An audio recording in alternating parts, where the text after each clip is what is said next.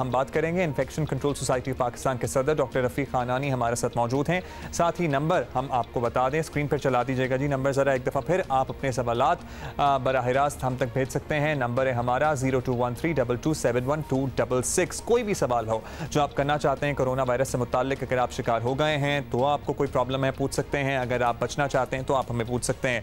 Doctor रफ़ीक बहुत शुक्रिया आपने वक्त दिया। डॉक्टर रफ़ीक साहब, अब एक बात जो हम आपसे वाकई पूछना चाहते हैं, चूँकि ये इतनी फैल गई ये बीमारी, अब जिसे देखो वो ये कह रहा है कि जी कोई भी कोरोना से बच नहीं पाएगा। ये सुन के खौफ भी आता है, डर भी लगता है, क्योंकि सबके घरों में बच्चे भी हैं, बुजुर्ग वालिदैन भी हैं, दादा दादी भी हैं।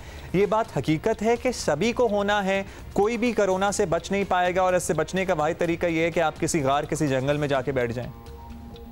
अस्सलाम वालेकुम। सबसे पहले तो आपका शुक्रिया कि आपने मुझे जो है इन चीज़ों के मुतालिक गुजारिशात करने का मौका दिया है। देखें, सबसे इम्पोर्टेंट चीज़ जो है, जो समझने वाली है कि ये वायरस जो है ना, इसकी ज़िंदगी, तबई ज़िंदगी जो है वो सिर्फ 12 से 15 दिन तक है इंसानी जिस्म में। और ये जो लॉकडाउन की जब हम बात करते हैं, लोग कोई भी इसको समझ नहीं पा रहा कि लॉकडाउन का मतलब क्या है और लॉकडाउन कैसा होना चाहिए। अगर ये वायरस जो है एक इंसान से दूसरे इंसान के जिस्म में पहले 15 दिन में मुंतकिल नहीं होता तो ये वायरस खुद ब खुद मर जाता है।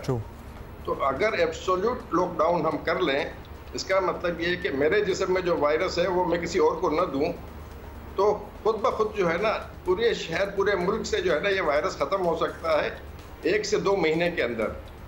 लेकिन अनफॉर्चुनेटली हम लोगों ने उसको उस तरह से समझा ही नहीं है।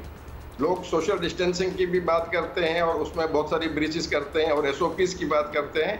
इसकी बुनियादी रूह ये है कि ये वायरस जो है, इसकी तबई ज़िंदगी 12 से 15 दिन है, और अगर 12 से 15 दिन में वो एक इंसान से दूसरे इंसान के जिस्म में मुंतकिल नहीं होता तो ये वायरस खुद ब खुद मर जाएगा।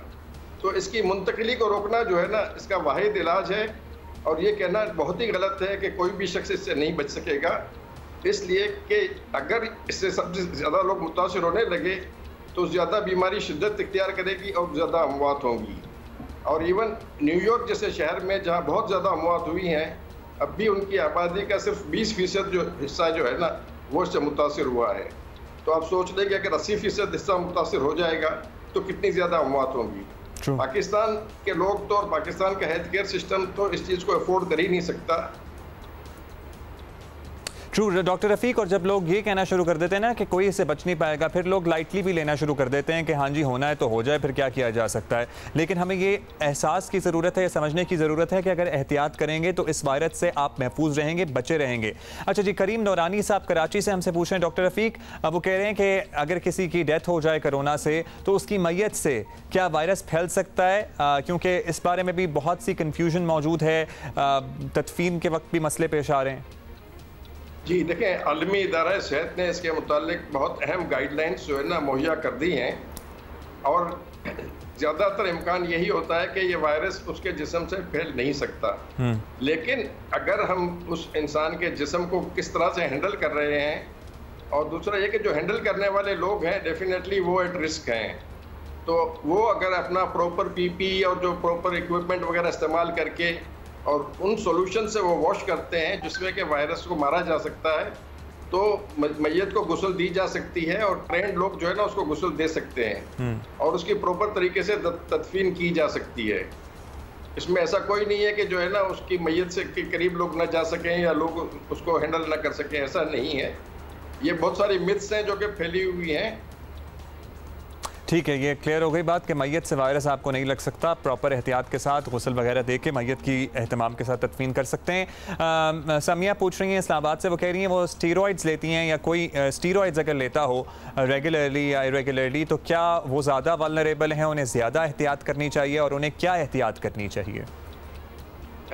देखें, स्टीरॉइड्स जो है ना वो 2 तरह से इस्तेमाल हो रहे होते हैं ना। एक तो स्टीरॉइड्स किसी और बीमारी के लिए इंसान ले रहा है, जी जी, तो आम तौर पर जो है वो थोड़ा सा इम्यूनिटी को कम कर रहा होता है। लेकिन दूसरी तरफ जो है वो कोविड के इलाज में भी अगर मर्ज़ की शिद्दत ज़्यादा होती है तो स्टीरॉइड्स इस्तेमाल करने पड़ते हैं, और उस सूरत में जो लोग स्टीरॉइड रेगुलरली ले रहे होते हैं उनका स्टीरॉइड का डोज 5 दफ़ा बढ़ाना पड़ता है। लेकिन वो तो फिजिशियन जो मरीज़ का इलाज कर रहा है ना उसको डिसाइड करना होता है कि उस मरीज़ की उस पर्टिकुलर सूरत हाल के तहत वो फैसला करेगा कि स्टेरॉइड्स उसका बढ़ाना है या वो मेंटेन होने देना है। अच्छा, अब ये बता दीजिए, अब्दुल कयूम पूछ रहे हैं इस्लामाबाद से, वो कह रहे हैं कि जी बीमारी से बचने के लिए एहतियाती तदाबीर में सरे फहरिस्त क्या है, क्योंकि अभी भी लोग कन्फ्यूजन का शिकार हैं।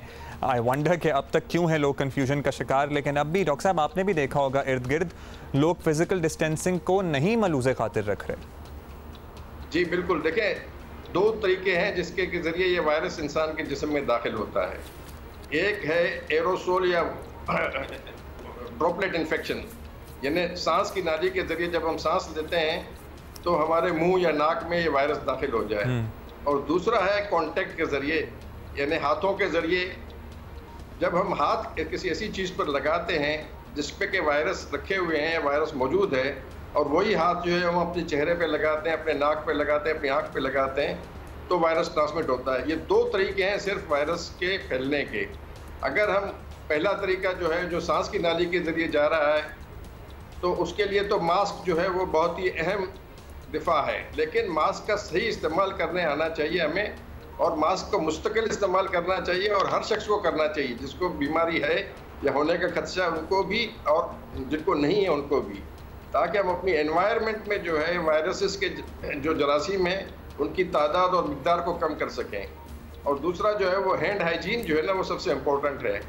अगर हम हाथ जो है वो बार बार अगर किसी चीज़ पे ऐसी हाथ लगाया है हमने जिसमें कि वायरस हो सकता है, तो हाथ साबुन और पानी से वॉश करें।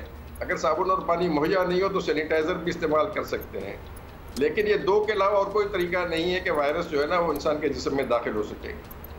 अच्छा डॉक्टर साहब, बहुत से मास्क मार्केट में अवेलेबल है। एक नॉर्मल जो ग्रीन या ब्लू रंग का सर्जिकल मास्क है तो वो तो कहते हैं 1 टाइम यूज़ ही है, या वो भी क्या धोकर इस्तेमाल किया जा सकता है? दूसरा ये N95 KN95 अगर कोई हॉस्पिटल जा रहा है किसी और बीमारी के सिलसिले में, तो लोग usually in high risk environments में पहन रहे हैं, तो क्या वो रीयूजेबल हैं मास्क? क्या हम दोबारा इस्तेमाल कर सकते हैं?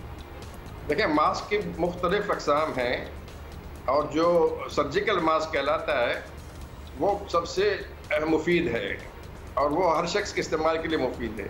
जहाँ तक ताल्लुक़ है कि वो रीयूज़ किया जा सकता है या नहीं किया जा सकता, तो पहले तो ये गाइडलाइंस थी कि वो हम 1 टाइम यूज़ के लिए इस्तेमाल करते थे, लेकिन अब पूरी दुनिया में जब इसका रुझान बहुत बढ़ गया है और जबकि इसकी सप्लाई कम है, तो वर्ल्ड हेल्थ ऑर्गेनाइजेशन ने इसके लिए रिकमेंडेशंस की हैं कि इसको ख़ास तरीके से धो के सुखा के इस्तेमाल भी किया जा सकता है। जो KN और N95 मास्क हैं, वो जो लोग हेल्थ केयर वर्कर्स हैं जो कि उन मरीज़ों को देख रहे होते हैं जिनमें कोरोना वायरस के होने के चांसेस ज़्यादा हैं और वो हॉस्पिटल एनवायरनमेंट में स्प्रेड कर सकते हैं, तो हेल्थ केयर वर्कर्स को वो N95 या KN95 जो है ना इसका इस्तेमाल करना चाहिए। उसको भी रीयूज़ करने के लिए प्रॉपर तरीक़ाकार है कि उसको किस तरह से आप क्लीन करेंगे और स्टरलाइज करेंगे। अल्ट्रा वायलेट लाइट में इसको जो है वो 2 घंटे के लिए रखा जा सकता है, और हीट के ज़रिए 70 डिग्री हीट पे जो है ना उसको तकरीबन आधे घंटे में रखा जा सकता है। उसके बाद वो क्लीन हो जाता है और उसको रीयूज़ किया जा सकता है, लेकिन इसका रीयूज़ जो है तकरीबन 15 से 20 दिन तक हो सकता है, उससे ज़्यादा नहीं किया जा सकता। ठीक है डॉक्टर साहब, शबाना पूछ रही हैं गालिबन मियाँ वाली से, रब्बाना जनाब मियाँ वाली से, उनका सवाल ये है कि अगर प्लाज्मा थेरेपी से मुफीद इलाज हो रहा है तो फिर बड़े पैमाने पर इसका क्यों इस्तेमाल नहीं किया जा रहा? और आजकल हम फेसबुक पे काफ़ी पोस्ट देख रहे हैं, वो जो ग्रुप्स बने में मुख्तलिफ, हर शख्स ऐसा लग रहा है कि प्लाज्मा की तलाश में है, तो क्या हर अस्पताल में ये प्लाज्मा लेने और इससे इलाज करने की सलाहियत मौजूद है? देखें, इसकी सलाहियत तो मौजूद है या सलाहियत डेवलप की जा सकती है, लेकिन चूँकि अभी ये कि ट्रायल के स्टेज में है, तो हुकूमत ने सबको इख्तियार नहीं दिया हुआ कि प्लाज्मा का वो इस्तेमाल करें। अभी चंद एक सेंटर्स हैं जिनको कि मखसूस किया गया है मुल्क के मुख्तलिफ शहरों में, और उसके ज़रिए जो शुरू में इब्तदाई उनके नताइज आ जाएंगे और उसकी इफादियत साबित हो जाएगी, तो डेफिनेटली ये बाकी जगहों पर फैला दिया जाएगा, और उसके लिए कोई बहुत बड़ी जो है ना उसकी ज़रूरत नहीं पड़ती है। आमतौर पर ये प्लाज्मा थेरेपी जो है ये सब जगहों पर की जा सकेगी, लेकिन अभी चूँकि हुकूमत की तरफ से पाबंदी है तो इसलिए जो है वो हर जगह इस्तेमाल नहीं हो रही। All right. अच्छा, लास्टली ये पूछ रहे हैं जी, अब आई गेस नाम मेरे जहन में सो किया कि सैयद अर्शन हुसैन का कराची से सवाल है कि उन्हें खांसी है और सांस लेने में दुश्वारी है, तो उन्हें अपने आप को खुद ही करंतना कर लेना चाहिए या वो टेस्ट कराएं और उसके बाद आइसोलेट हों? देखें, जब सांस लेने में दुश्वारी है तो डेफिनेटली उनको टेस्ट भी करवाना चाहिए और उनको हेल्थ केयर फैसिलिटी में रिपोर्ट करना चाहिए, क्योंकि जब सांस की तकलीफ शुरू हो जाती है तो मरीज़ की कंडीशन बड़ी तेज़ी से बाज़ दफ़ा बिगड़ सकती है। तो बिल्कुल ये सेल्फ क्वारंटीन नहीं करें, बल्कि प्रॉपर हेल्थ केयर फैसिलिटी में चले जाएं।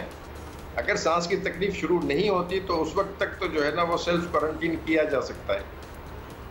अच्छा, बार बार डॉक्टर साहब मैं प्रोग्राम में इशू उठा रहा हूँ, वो ये है कि जो बुनियादी एसेंशियल्स हैं जो मरीज़ों को इस वक्त ज़रूरत है, और अभी तो कुछ तादाद है ही नहीं है, तादाद तो बढ़ेगी, वो अभी से चीज़ें नापैद हो गई हैं। आप तक ये रिपोर्ट्स आ रही है पल्स ऑक्सीमीटर मरीज़ों को नहीं मिल रहा, ऑक्सीजन सिलेंडर मुँह मांगे पैसों में मिल रहा है या तो मिल ही नहीं रहा, अगर एक्टेम्बरा किसी को इंजेक्शन लगना है तो वो 10-10 लाख तक पहुँच गया है। इस पर भी कुछ प्लीज़ कहें।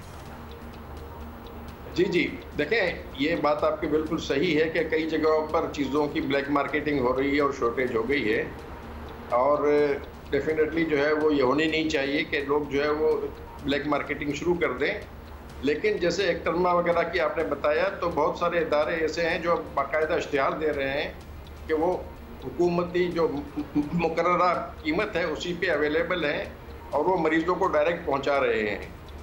तो डेफिनेटली जो पल्स ऑक्सीमीटर है वो बहुत महंगे हो गए हैं, जो आज से एक 1.5 महीना पहले जो 2000 रुपये के थे, आज वो 10-10 हज़ार के मिल रहे हैं। ऑक्सीजन सिलेंडर्स जो है वो भी बहुत महंगे कर दिए गए हैं, और हुकूमत को इस मामले में इक़दाम करने चाहिए ताकि जो है वो इस किस्म की ब्लैक मार्केटिंग ना हो।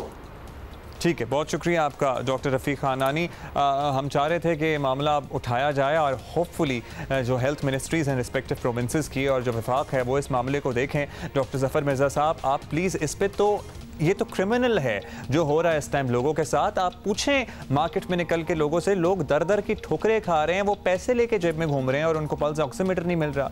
ये हाल हो गया। अभी हमारा नंबर क्या है, और खुदा न खास्ता जैसे कि वज़ीर आज़म साहब कह रहे थे कि हमारा नंबर मरीज़ों का और डेथ्स का दोनों ही बढ़ना है, तो फिर तो हम बिल्कुल ही नाउम्मीद हो जाएं, क्योंकि because we don't see any light at the end of the tunnel right now.